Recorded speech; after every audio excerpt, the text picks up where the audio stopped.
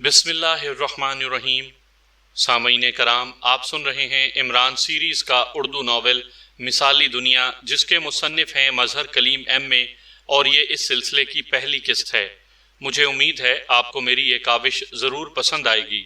आपने अगर अभी तक मेरा चैनल कहानी घर सब्सक्राइब नहीं किया तो अभी मेरे चैनल को सब्सक्राइब करके बेल नोटिफिकेशन ऑन कर लीजिए, ताकि आने वाली हर नई कहानी की इत्तला बर वक्त आप तक पहुँच सके। इमरान ने नाश्ते से फारिग होकर मेज़ पर मौजूद अखबार उठाया ही था कि टेलीफोन की घंटी बज उठी। सुलेमान, सुलेमान, इमरान ने ज़ोर ज़ोर से चीखना शुरू कर दिया। मैं डॉक्टर को फ़ोन कर दूंगा, आप बेफिक्र रहें, सुलेमान की दूर से आवाज़ सुनाई दी। डॉक्टर को? ला हौला वला कुव्वता, ये क्या सुबह सुबह तुमने बदशगुनी की बातें शुरू कर दी हैं। इमरान ने इस तरह मुंह बनाते हुए कहा जैसे क्विनीन की गोलियों का पूरा पैकेट उसके हलक से नीचे उतर रहा हो। अगर आप मेरी आवाज़ सुन सकते हैं तो फिर सामने रखे फ़ोन की घंटी की आवाज़ भी आपको ज़रूर सुनाई दे रही होगी, इसलिए मुझे चीख चीख कर बुलाने के बजाय रिसीवर उठा लीजिए। दूर से सुलेमान की इत्मीनान भरी आवाज़ सुनाई दी और इमरान का बिगड़ा हुआ मुंह और ज़्यादा बिगड़ गया। उसने फ़ोन का रिसीवर उठाया जैसे मजबूरन ऐसा कर रहा हो। Ali Imran, MSc, DSc, oxen, मर्द दरवेश, बज़ाम ख्वेश, क्योंकि मेरे पास ना चादर है ना खेस। अगर आपके जज्बात को ना पहुँचे ठेस तो आप फ़ोन बाद में कर लीजिएगा ताकि मैं पढ़ लूँ अखबार देश। इमरान की ज़बान रिसीवर उठाते ही रवां हो गई। क्या आप वाकई अली इमरान बोल रहे हैं? दूसरी तरफ से एक मुतरन्नम निस्वानी आवाज़ सुनाई दी, जो इस कदर मुतरन्नम और रसीली थी कि इमरान की आंखें एक लम्हे के लिए अपने हलकों में सर्च लाइट्स की तरह चारों तरफ घूमती रहीं।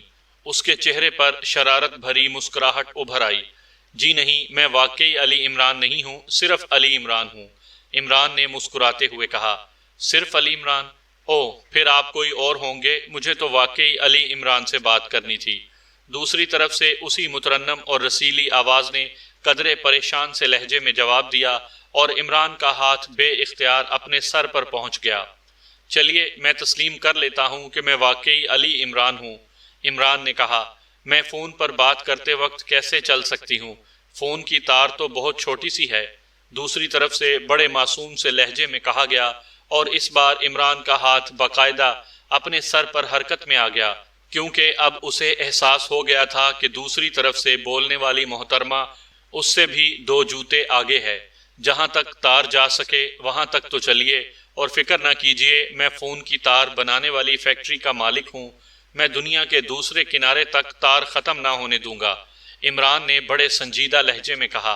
दुनिया का दूसरा किनारा? इसका मतलब हुआ कि दुनिया का पहला किनारा भी होगा, दूसरी तरफ से बोलने वाली ने कहा और इमरान के लबों पर तेज़ मुस्कुराहट बिखरने लगी। लड़की वाकई बेपनाह जहानत का मुजाहरा कर रही थी। इस दुनिया की तो बात ही छोड़िए, दूसरी दुनिया तक तार ख़त्म ना होने दूंगा।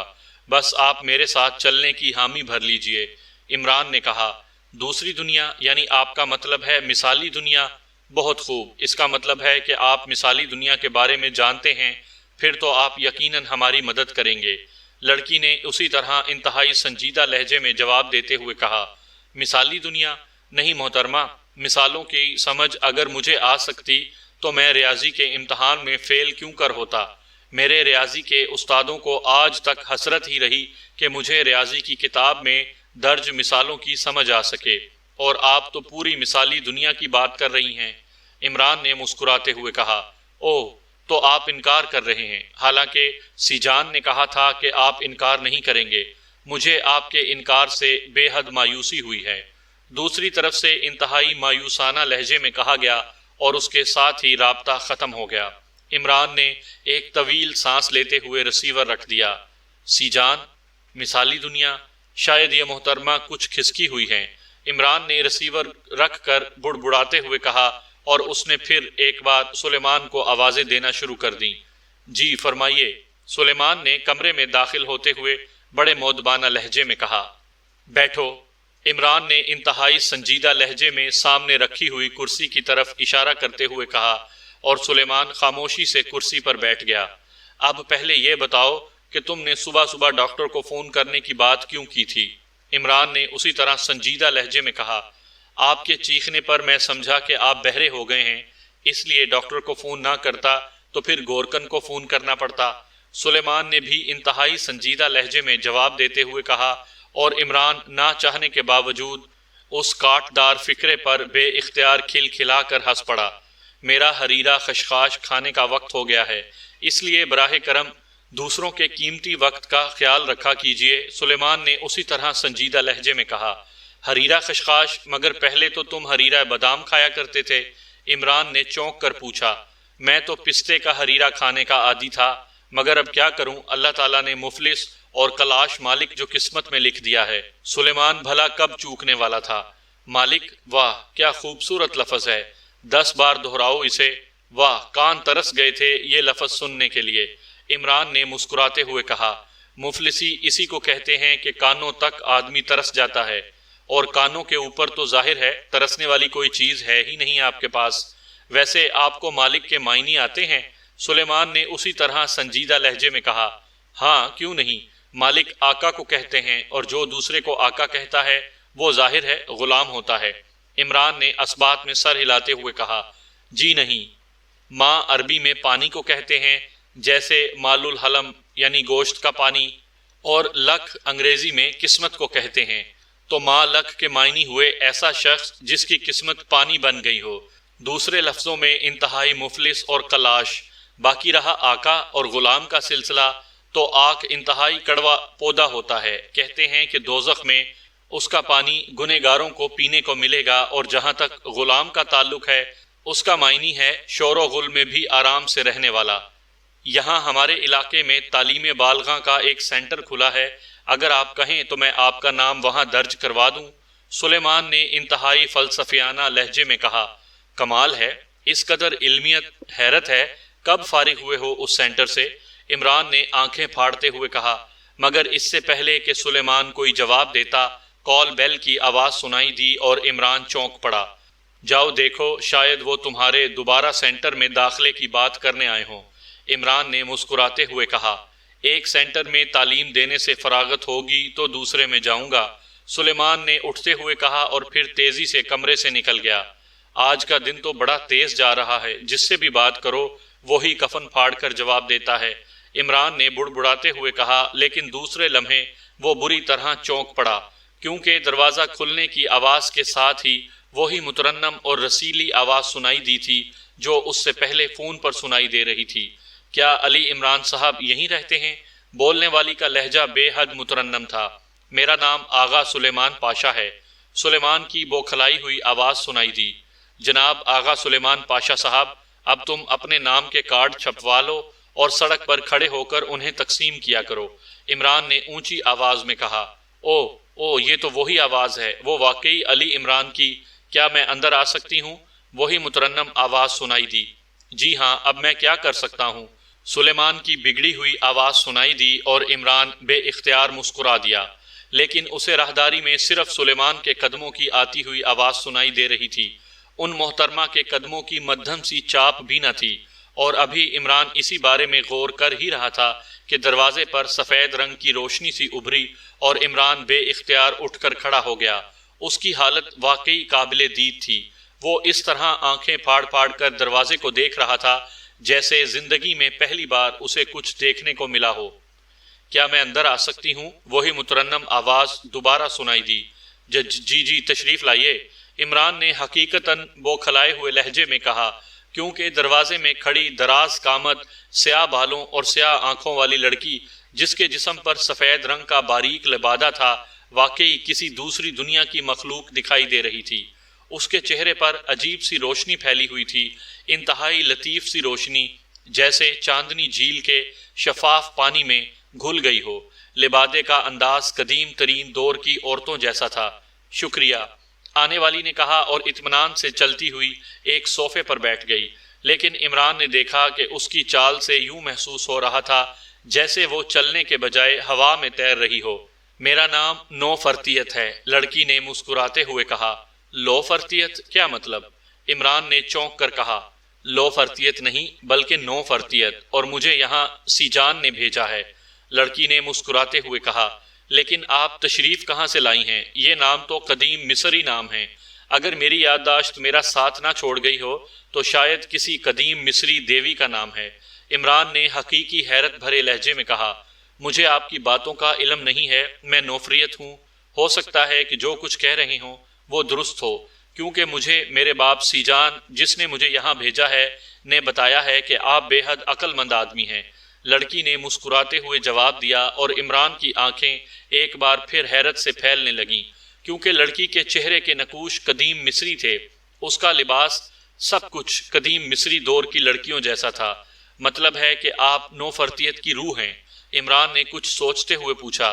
جی نہیں، میں نوفرتیت ہوں، لڑکی نے بڑے سادہ سے لہجے میں جواب دیتے ہوئے کہا۔ اگر آپ کہتی ہیں تو میں تسلیم کر لیتا ہوں، فرمائیے کیا پینا پسند کریں گی آپ؟ اس بار عمران نے بڑے سنجیدہ لہجے میں کہا، کیونکہ لڑکی نے فون پر جس انداز میں باتیں کی تھیں اور اب وہ جس انداز کی باتیں کر رہی تھی، اس سے عمران کے ذہن میں خطرے کی گھنٹی بجنے لگی تھی۔ معاف کیجئے، میں آپ کی دنیا کی کوئی چیز نہ کھا سکتی ہوں نہ پی سکتی ہوں، کیونکہ میرا تعلق مثالی دنیا سے ہے، لڑکی نے اسی طرح سادہ سے لہجے میں جواب دیتے ہوئے کہا، اور عمران اس کے منہ سے ایک بار پھر مثالی دنیا کے الفاظ سن کر چونک پڑا۔ مثالی دنیا سے تمہاری کیا مراد ہے؟ عمران نے ہونٹ چباتے ہوئے کہا، ایک ایسی دنیا جو بالا کائناتی جہت میں واقع ہے، آپ کی کائنات سے بھی بالا دنیا۔ نوفرتیت نے جواب دیا اور عمران چونک کر غور سے نوفرتیت کو دیکھنے لگا۔ اچھا چلو، میں نے مان لیا کہ تمہارا تعلق بالا کائناتی دنیا سے ہے، پھر؟ عمران نے پوچھا۔ سیجان بالا کائنات کے ایک حصے جسے ماتورا کہا جاتا ہے اس میں رہتا ہے، میں بھی وہی رہتی ہوں اور سیجان کی لڑکی ہوں۔ ماتورا میں تمہاری دنیا کا ایک ایسا آدمی پہنچنے میں کامیاب ہو گیا ہے جو بے حد کثیف خیالات کا آدمی ہے، اور سیجان نہیں چاہتا کہ وہ وہاں آئے۔ وہ سیجان کو بے حد تنگ کر رہا ہے، اس سے ایسی باتیں پوچھتا ہے جو سیجان اسے بتانا نہیں چاہتا، لیکن سیجان اسے وہاں آنے سے روک نہیں سکتا۔ اس آدمی کا تعلق نہ صرف تمہاری اس دنیا بلکہ اس شہر سے ہے، اس کا نام نورش ہے۔ وہ مسلسل وہاں آ رہا ہے، چنانچہ سیجان نے اسے وہاں آنے سے روکنے کے لیے جب اپنے علم سے سوچا تو سیجان کو علم ہو گیا کہ اگر تم چاہو تو اسے روک سکتے ہو، چنانچہ سیجان نے مجھے یہاں بھیجا ہے۔ میری آواز یہاں مجسم نہیں ہو رہی تھی، اس لیے سیجان نے اس ڈبے کی مدد حاصل کی جسے تم فون کہتے ہو۔ اس سے جب میں نے تم سے بات کی تو میری آواز مجسم ہو گئی اور تمہیں سنائی دے رہی تھی، پھر میں یہاں آ گئی ہوں تمہارے پاس۔ کیا تم میری اور میرے باپ سیجان کی مدد کرو گے اور اس نورش کو مجبور کرو گے کہ وہ مثالی دنیا میں نہ آئے؟ نوفرتیت نے پوری تفصیل سے بات کرتے ہوئے کہا۔ یہ نورش کہاں رہتا ہے؟ اس کی تفصیلات؟ عمران نے انتہائی سنجیدہ لہجے میں کہا۔ وہ یہاں کے ایک علاقے لالا زار میں رہتا ہے اور اس کا بڑا سا مکان سرخ پتھروں سے بنا ہوا ہے، بس اتنا ہی مجھے معلوم ہے، نوفرتیت نے جواب دیتے ہوئے کہا۔ وہ مثالی دنیا پہنچ کر کیا کرتا ہے جس کی وجہ سے سیجان تنگ ہے اور اسے وہاں آنے سے روکنا چاہتا ہے؟ عمران نے پوچھا۔ سیجان نے بتایا ہے کہ وہ وہاں آ کر کسی خزانے کے راز سے آگاہی حاصل کرنا چاہتا ہے جسے اس مثالی دنیا میں بھی راز رکھا جاتا ہے، اور جب اسے بتایا گیا کہ یہ راز ہے تو وہ جواب کے لیے اصرار کرنا شروع کر دیتا ہے۔ اس سے زیادہ کی تفصیلات کا مجھے علم نہیں ہے، نوفرتیت نے جواب دیتے ہوئے کہا۔ اگر میں اسے مثالی دنیا میں جانے سے روک دوں تو مجھے اس کا کیا انعام ملے گا؟ عمران نے چند لمحے خاموش رہنے کے بعد پوچھا۔ سیجان نے بتایا تھا کہ تمہاری دنیا کے لوگ بغیر کسی فائدے کے کوئی کام نہیں کرتے، لیکن تم ایسے ہو کہ بغیر فائدے کے بھی کام کرتے ہو، اس لیے اس نے تمہیں اس کام کے لیے منتخب کیا ہے، لیکن اس نے کہا ہے کہ اگر تم نورش کو وہاں آنے سے روک دو تو تمہیں مثالی دنیا میں نہ صرف خوش آمدید کہا جائے گا بلکہ… نوفرتیت بات مکمل کرنے سے پہلے ہی رک گئی اور دوسرے لمحے وہ ایک جھٹکے سے اٹھ کر کھڑی ہو گئی۔ او سیجان مجھے واپس بلا رہا ہے، میں جا رہی ہوں، اور سنو، اب ہمیں تمہاری ضرورت نہیں رہی، اب نہیں رہی۔ سیجان کہہ رہا ہے کہ میں واپس آ جاؤں، اس لیے میں جا رہی ہوں، میں جا رہی ہوں۔ نوفرتیت کے منہ سے آہستہ سے نکلا، اور پھر جیسے پانی میں تھر تھراہٹ سے منظر ہلتا ہوا محسوس ہوتا ہے، اسی طرح اس کا پورا جسم چند لمحوں کے لیے تھر تھرایا اور پھر یک لخت وہ اس طرح غائب ہو گئی جیسے اس کا کبھی وجود ہی نہ رہا ہو، اور عمران جیسا شخص بھی آنکھیں پھاڑے اس جگہ کو دیکھتا رہ گیا جہاں ایک لمحہ پہلے نوفرتیت بیٹھی اس سے باتیں کر رہی تھی۔ یہ کیا اصرار ہے؟ عمران کے منہ سے بے اختیار نکلا۔ میں بڑی بیگم صاحبہ کے پاس جا رہا ہوں، بیرونی دروازہ بند کر لیجئے۔ اسی لمحے دروازے سے سلیمان کی آواز سنائی دی اور پھر وہ آگے بڑھ گیا۔ ادھر آؤ سلیمان، عمران نے انتہائی سنجیدہ لہجے میں کہا، اور سلیمان تیزی سے واپس مڑ آیا۔ جی، سلیمان کا لہجہ مؤدبانہ تھا۔ اماں بی کے پاس کیوں جا رہے ہو؟ عمران نے سنجیدہ لہجے میں پوچھا۔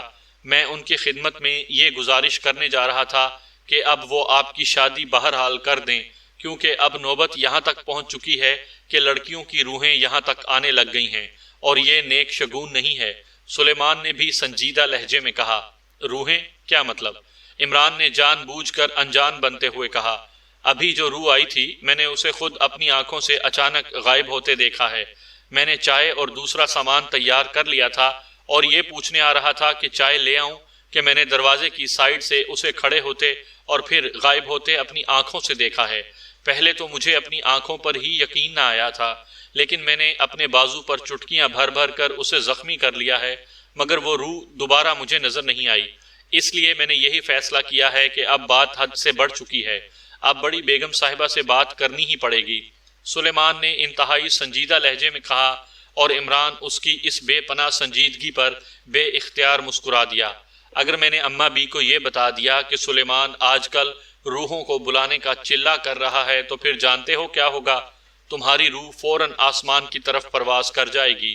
عمران نے مسکراتے ہوئے کہا، مگر میں کب چلہ کر رہا ہوں؟ اب آپ جھوٹ بھی بولنے لگ گئے ہیں۔ سلیمان نے احتجاج کرتے ہوئے کہا، اماں بی کو معلوم ہے کہ حریرہ خشخاش روحوں کو بلانے کے چلے میں کھایا جاتا ہے، اور تم نے مجھے خود بتایا ہے کہ آج کل تم حریرہ خشخاش کھا رہے ہو۔ عمران نے جواب دیا، وہ تو میں نے ویسے ہی کہہ دیا تھا تاکہ آپ ناراض نہ ہوں، ورنہ میں تو حریرہ مکوی دماغ کھاتا ہوں۔ ظاہر ہے آپ جیسے بھلکڑ کا باورچی ہونے کے لیے یہ حریرہ کھانا میری مجبوری ہے۔ سلیمان نے فوراً ہی پینترا بدلتے ہوئے کہا، میں کیسے بھلکڑ ہو گیا؟ عمران نے منہ بناتے ہوئے پوچھا۔ اگر نہیں ہے تو پچھلے 8 سالوں کی تنخواہ، ماہ، بونس، اوور ٹائم دے دیجئے، میں آپ کی یادداشت کا قائل ہو جاؤں گا۔ سلیمان نے موقع سے فائدہ اٹھاتے ہوئے کہا، ارے پھر تو واقعی میں بھلکڑ ہوں، بلکہ آئندہ 8 سالوں کے لیے مجھے پیشگی بھلکڑ سمجھ لو۔ لیکن یہ بتاؤ کہ بھلکڑ میں ہوں اور حریرہ مکوی دماغ تم کھاتے ہو، اس کا کیا مطلب ہوا؟ عمران نے مسکراتے ہوئے کہا، اس لیے تاکہ میں خود نہ بھول جاؤں۔ سلیمان نے سادہ سے لہجے میں کہا، اور عمران بے اختیار ہنس پڑا۔ سنو، اماں بی کے پاس جانے کی ضرورت نہیں ہے، یہ لڑکی روح نہیں تھی بلکہ مثالی دنیا سے آئی تھی، اور یہ ایک ایسی بات ہے جو تمہیں سمجھ نہیں آ سکتی، کیونکہ اب تک میری اپنی سمجھ میں نہیں آئی۔ عمران نے مسکراتے ہوئے کہا، مثالی دنیا؟ او، آپ کا مطلب ہے وہ جس کا اشتہار اخبار میں آتا رہتا ہے؟ سلیمان نے چونک کر کہا تو اس کی بات پر عمران بھی چونک پڑا۔ اخبار میں اشتہار؟ کیا مطلب؟ عمران کے لہجے میں حقیقی حیرت تھی۔ آپ تو باہر رہتے ہیں، اس لیے آپ کو علم ہی نہیں ہے کہ یہاں کیسے کیسے ادارے کام کر رہے ہیں۔ لالہ زار کالونی کی کوٹھی نمبر 112 میں ایک ادارہ کام کر رہا ہے جس کا نام مثالی دنیا ہے۔ اس کا سربراہ کوئی شخص نورش ہے۔ اس کا کہنا ہے کہ وہ ہر سوال کا جواب مثالی دنیا سے حاصل کر کے دے سکتا ہے۔ وہ اس کی ہزاروں روپے فیس لیتا ہے۔ میں نے ایک بار اخبار میں اس کا اشتہار پڑھا تو میں وہاں گیا تاکہ اس نورش سے یہ معلوم کر سکوں کہ میری شادی کب اور کس سے ہوگی، لیکن وہاں جا کر جب میں اس نورش سے ملا تو اس نے میرے اس سوال کی فیس 10 لاکھ روپے طلب کی۔ چنانچہ میں مایوس ہو کر واپس آ گیا کہ یہ سب ڈھونگ ہے، خواہ مخواہ لوگوں سے رقم اینٹھنے کا چکر ہے۔ مگر اب آپ نے کہا ہے کہ یہ لڑکی مثالی دنیا سے آئی ہے تو مجھے وہ نورش اور اس کا ادارہ یاد آ گیا۔ اس کا مطلب ہے کہ وہ ڈھونگ نہیں ہے، سلیمان نے جواب دیتے ہوئے کہا۔ وہ اس سوال کے جواب کے 10 لاکھ مانگ رہا تھا۔ میں تمہیں مفت میں بتا دیتا ہوں، ابھی تمہاری ہونے والی ساس کی دادی بھی پیدا نہیں ہوئی، اس لیے ابھی شادی کے لیے تمہیں انتظار کرنا پڑے گا۔ عمران نے مسکراتے ہوئے کہا، اور سلیمان برے برے منہ بناتا خاموشی سے مڑا اور کمرے سے باہر چلا گیا۔ عمران چند لمحے بیٹھا سوچتا رہا، پھر وہ اٹھ کر ڈریسنگ روم کی طرف بڑھ گیا۔ اس نے فیصلہ کر لیا تھا کہ وہ خود جا کر نورش سے ملے گا تاکہ اس پر اسرار چکر کے بارے میں مزید تفصیلات معلوم کر سکے۔ ایکریمیا کی ایک مشہور کمرشل عمارت کے ایک دفتر کے انداز میں آراستہ کمرے کے صوفوں پر دو ایکریمی بیٹھے ہوئے تھے۔ ان دونوں نے قیمتی کپڑے کے سوٹ پہنے ہوئے تھے اور نوجوان تھے۔ ان دونوں کے جسم صحت مند اور سڈول تھے۔ ان کے چہروں پر موجود درستی اور صفاکی سے صاف پتہ چلتا تھا کہ ان کا تعلق زیر زمین دنیا سے ہے۔ وہ دونوں شراب پینے میں مصروف تھے۔ چند لمحوں بعد کمرے کا اکلوتا دروازہ ہلکی سی آواز سے کھلا اور وہ دونوں چونک کر ادھر دیکھنے لگے۔ اسی لمحے دروازے سے ایک نوجوان اور خوبصورت لڑکی اندر داخل ہوئی۔ اس کے جسم پر چست لباس تھا۔ وہ خاصی خوبصورت تھی۔ وہ تیز تیز قدم اٹھاتی ہوئی ان دونوں کے قریب آئی اور ان کے سامنے صوفے پر بیٹھ گئی، اور وہ دونوں اسے سوالیہ نظروں سے دیکھنے لگے۔ تمہیں معلوم ہے کہ میں نے تم دونوں کو کیوں بلایا ہے؟ لڑکی نے مسکراتے ہوئے ان سے مخاطب ہو کر کہا۔ ظاہر ہے کوئی نیا مشن بک کیا ہوگا تم نے، ایک آدمی نے مسکراتے ہوئے جواب دیا۔ تمہارا آئیڈیا درست ہے رابرٹ، لیکن یہ کیا؟ تم یقین کرو گے کہ مشن بے حد آسان ہے مگر معاوضہ انتہائی شاندار ہے۔ لڑکی نے مسکراتے ہوئے کہا۔ آسان مشن کا شاندار معاوضہ؟ کیا اب تم نشہ کرنے لگ گئی ہو؟ دوسرے آدمی نے منہ بناتے ہوئے کہا۔ جیک، میں جو کچھ بھی کہہ رہی ہوں وہ 100% درست ہے۔ جب تم سنو گے تو تمہیں بھی حیرت ہوگی۔ لڑکی نے سنجیدہ لہجے میں جواب دیتے ہوئے کہا۔ تم پہلے اس مشن کی تفصیل تو بتاؤ۔ مارگریٹ اور جیک تم ذرا خاموش رہو، رابرٹ نے قدرے سخت لہجے میں کہا، اور جیک سر ہلا کر خاموش ہو گیا۔ ایشیا کا ایک ملک ہے پاکیشیا۔ اس کے دارالحکومت میں ایک شخص رہتا ہے جس کا نام پروفیسر نورس ہے۔ اس نے وہاں ایک ایسا ادارہ بنایا ہوا ہے جس کا نام مثالی دنیا ہے۔ اس کا دعویٰ ہے کہ وہ اس کائنات سے باہر کسی اور دنیا میں جا سکتا ہے اور وہاں کی رہنے والی مخلوق سے اس دنیا کے متعلق ہر سوال کا جواب حاصل کر سکتا ہے۔ اس کی وہ باقاعدہ بھاری فیس لیتا ہے۔ ہم نے پاکیشیا جا کر اس پروفیسر نورس سے ملنا ہے اور اس سے یہ پوچھنا ہے کہ دنیا کا سب سے قدیم خزانہ جسے آٹوش کا خزانہ کہا جاتا ہے کہاں ہے۔ اس کی پوری تفصیلات وہ ہمیں اس دنیا کی مخلوق سے معلوم کر کے بتائے اور بس۔ لڑکی نے تفصیل بتاتے ہوئے کہا۔ آٹوش کا خزانہ؟ یہ کون سا خزانہ ہے؟ اس بار رابرٹ نے انتہائی حیرت بھرے لہجے میں کہا۔ میرے پوچھنے کے باوجود اس کی تفصیل نہیں بتائی گئی۔ ویسے بھی میرا ان خزانوں کی کہانیوں پر اعتماد نہیں ہے، اس لیے میں نے زیادہ اصرار بھی نہیں کیا، اور پھر مجھے صرف معاوضے سے مطلب تھا، اور معلوم ہے کہ اس مشن کا معاوضہ ہمیں کتنا آفر کیا گیا ہے؟ مارگریٹ نے مسکراتے ہوئے کہا۔ کتنا آفر کیا گیا ہے؟ دونوں نے ہونٹ چباتے ہوئے کہا۔ $12 لاکھ، جن میں سے $6 لاکھ ایڈوانس اور $6 لاکھ مشن کی تکمیل کے بعد ملیں گے، اور ہمارے پاکیشیا آنے جانے کے اخراجات بھی علیحدہ ادا کیے جائیں گے، لڑکی نے جواب دیتے ہوئے کہا، اور ان دونوں کی آنکھیں حیرت سے پھیلتی چلی گئیں۔ کیا یہ کوئی نیا مذاق تو نہیں ہے مارگریٹ؟ جیک نے اس بار سخت لہجے میں کہا۔ تمہیں معلوم تو ہے کہ یہاں دفتر میں بیٹھ کر ہمیشہ سنجیدہ بات کرتی ہوں میں، کلب وغیرہ کی بات دوسری ہے۔ مارگریٹ نے منہ بناتے ہوئے کہا۔ جا کر سوال پوچھنے کا اتنا معاوضہ؟ میرے حلق سے تو یہ بات نہیں اتر رہی۔ وہ شخص جو ہمیں اس کام کے لیے بک کر رہا ہے وہ خود جا کر ایسا کیوں نہیں کر سکتا؟ جیک نے انتہائی حیرت بھرے لہجے میں کہا۔ وہ آدمی جس نے یہ مشن ہمیں سونپا ہے ایک بوڑھا سا آدمی ہے اور بیمار ہے۔ اس کا نام پروفیسر رچرڈ ہے، قدیم تاریخ کا پروفیسر ہے۔ اس کی ساری عمر خزانے تلاش کرنے میں گزری ہے، اور بقول اس کے ہاتھ کئی خزانے لگ بھی گئے تھے، اس لیے وہ بے حد امیر ہے۔ اس کے لیے اس فیس کی اہمیت اتنی ہے جتنی ہمارے لیے $1 یا $2 کی۔ اس نے پہلے فون پر پاکیشیا میں اس آدمی پروفیسر نورس سے بات کی، اور نورس نے وعدہ کر لیا کہ وہ اس سوال کا جواب مثالی دنیا سے لا دے گا۔ اس پروفیسر نے اسے اس کی مطلوبہ فیس بھی ادا کر دی، لیکن اب بار بار فون کرنے کے باوجود وہ آدمی پروفیسر نورس کا سوال کا جواب نہیں دے رہا، اور پروفیسر رچرڈ کو مسلسل ٹال رہا ہے۔ اس لیے پروفیسر رچرڈ کو شک ہے کہ وہ آدمی کہیں خود اس خزانے کو تلاش نہ کر لے۔ چنانچہ اس نے میرے ایک دوست سے ذکر کیا کہ اسے ایسا گروپ چاہیے جو حد درجہ قابل اعتماد ہو، اور پروفیسر نورس سے ہر قیمت پر اس سوال کا جواب حاصل کر کے واپس آئے۔ میرے دوست نے اسے ہمارے گروپ کا نام بتایا۔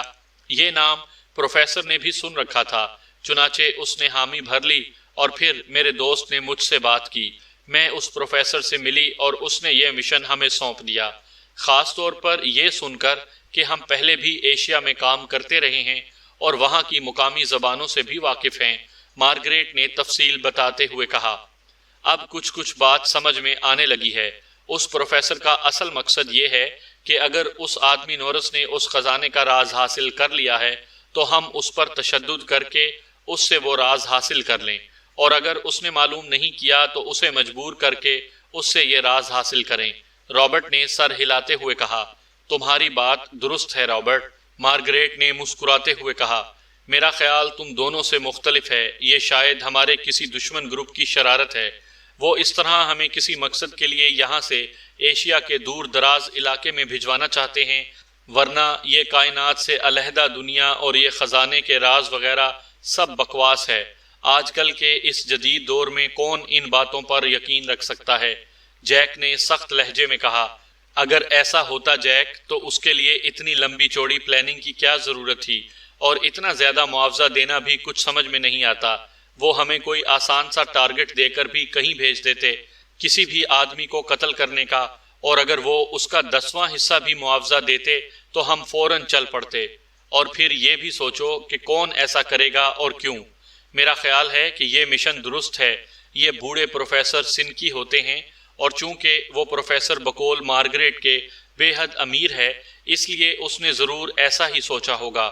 اور آخری بات یہ کہ اگر ہمارے یہاں سے جانے میں ہمیں اس قدر کثیر معاوضہ مل رہا ہے، اتنا معاوضہ کہ شاید ہم 1 سال تک بھی نہ کما سکیں، تو آخر ہمارے جانے میں کیا حرج ہے؟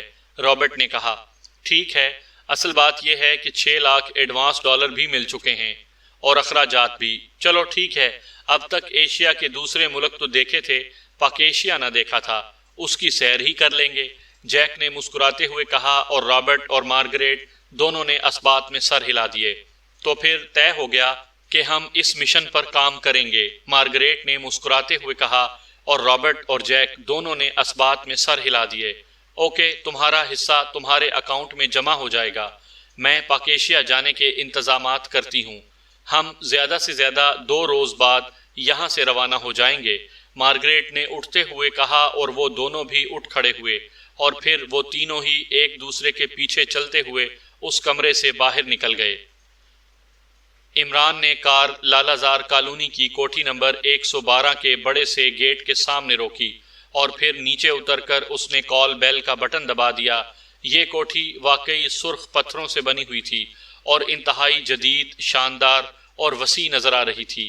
گیٹ پر پروفیسر نورس کا نام بھی سنہری پلیٹ پر درج صاف لکھا دکھائی دے رہا تھا۔ چند لمحوں بعد سائیڈ پھاٹک کھلا اور ایک نوجوان باہر آ گیا۔ پروفیسر نورس سے ملنا ہے، عمران نے نوجوان سے مخاطب ہو کر کہا۔ وہ شام کو 5 سے 6 بجے کے درمیان ملتے ہیں، آپ اس وقت تشریف لائیں، نوجوان نے اسپاٹ لہجے میں کہا۔ اسے کہو کہ مثالی دنیا سے سیجان کا نمائندہ آیا ہے، بس اتنا کہہ دو، پھر اگر وہ مجھ سے نہ ملے گا تو میں چپ چاپ واپس چلا جاؤں گا، عمران نے مسکراتے ہوئے کہا، اور نوجوان سر ہلاتا ہوا واپس چلا گیا۔ شاید مثالی دنیا کے الفاظ اور عمران کی وجاہت سے وہ اس کی بات ماننے پر مجبور ہو گیا تھا۔ عمران واپس کار میں آ کر بیٹھ گیا۔ اسے یقین تھا کہ سیجان کا نام سنتے ہی پروفیسر نورس یقیناً اس سے فوری طور پر ملاقات کے لیے تیار ہو جائے گا۔ وہی ہوا۔ چند لمحوں بعد بڑا پھاٹک کھلا اور اس نوجوان نے عمران کو کار اندر لے جانے کا اشارہ کیا۔ عمران کار چلاتا ہوا اندر پہنچا اور پھر وسیع و عریض پورچ میں آ کر کار روک دی۔ وہاں ایک جدید ماڈل کی سفید مرسڈیز پہلے سے ہی موجود تھی۔ ادھر ڈرائنگ روم میں تشریف لائیے، نوجوان نے، جو اس پروفیسر کا ملازم تھا، پھاٹک بند کر کے واپس پورچ میں پہنچتے ہوئے عمران سے مخاطب ہو کر کہا، جو کار سے اتر کر اس کے واپس آنے کا منتظر تھا، اور چند لمحوں بعد عمران ایک وسیع و عریض ڈرائنگ روم میں پہنچ گیا جس کا فرنیچر بہت قیمتی تھا۔ ابھی عمران کو وہاں بیٹھے چند لمحے ہی گزرے ہوں گے کہ اندرون کمرے کا دروازہ کھلا اور ایک ادھیڑ عمر آدمی اندر داخل ہوا۔ وہ شکل و صورت سے کوئی عام آدمی لگ رہا تھا، نہ اس کے چہرے پر کوئی روحانی جلال تھا اور نہ ہی کوئی خاص بات کہ عمران سمجھتا کہ یہ آدمی ماورائی علوم کا ماہر ہو سکتا ہے۔ عمران اٹھ کر کھڑا ہو گیا، میرا نام پروفیسر نورس ہے، تشریف رکھیے۔ آنے والے نے بڑے بے چین سے لہجے میں کہا اور عمران واپس صوفے پر بیٹھ گیا، جبکہ پروفیسر نورس اس کے سامنے کرسی پر بیٹھ کر اسے غور سے دیکھنے لگا۔ آپ نے میرے ملازم کو سیجان کا حوالہ دیا ہے، اس سے آپ کا کیا مطلب ہے؟ پروفیسر نورس کے لہجے میں حیرت تھی، یعنی مثالی دنیا میں اتنے چکر لگانے کے باوجود آپ ابھی تک اس کا مطلب بھی نہیں جان سکے۔ سیجان قدیمی مصری زبان کا لفظ ہے اور اس کا مطلب مصری زبان میں دوست کے ہوتے ہیں۔ عمران نے مسکراتے ہوئے جواب دیا۔